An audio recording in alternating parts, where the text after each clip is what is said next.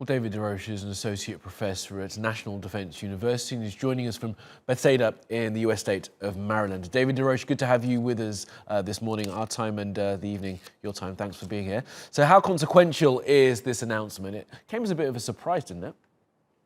Yeah, it did. But it's good news. It's a good surprise. Look, a lot of the progress internationally on climate change has been stymied by the fact that in the developed countries, they point to whatever the targets are and say, even if we meet all these targets, the emissions from China and to a lesser extent India will swamp any progress we make.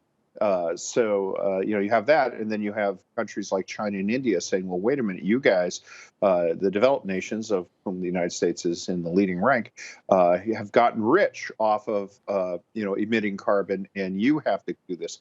So any hint that there will be cooperation on this shows that there is a possibility to break through that deadlock. And it's about emissions, of course, this, and reducing the impacts of things like methane and trying to make sure that forests are protected. But the production of fossil fuels, or the extraction of fossil fuels, is going to continue in certain places. I mean, Saudi Arabia obviously not part of this, the Russians not part of this. But does this set a stall out by the US and China then, do you think, that those other nations can then meet? Well, if they make progress, it's going to be harder for the other nations not to do it. I mean, the big issue is coal. And, China has a huge amount of coal-powered energy.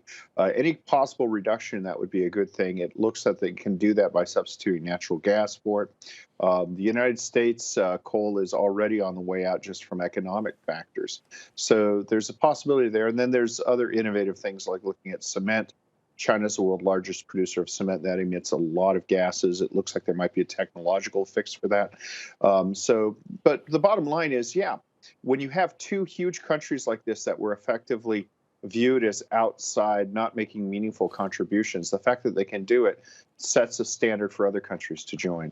So it's some good news then to come out of COP in the last couple of days. But I wonder, David, can you just talk us through perhaps how this will play domestically for both leaders, both Biden and Xi Jinping? Of course, in China, Xi Jinping's got a long time probably left in office, but President Biden may not have as many years as he would hope. So how is this sort of planning to phase out coal, because coal is so important to both nations, going to play for people back home?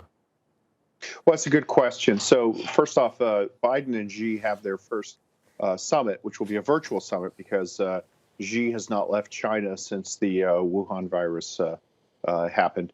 That'll be Monday. So that's a good thing. There's a whole range of issues there, but it's always good when you have a summit to have some sort of good news in the start of it. It's not just two people arguing over things they disagree over.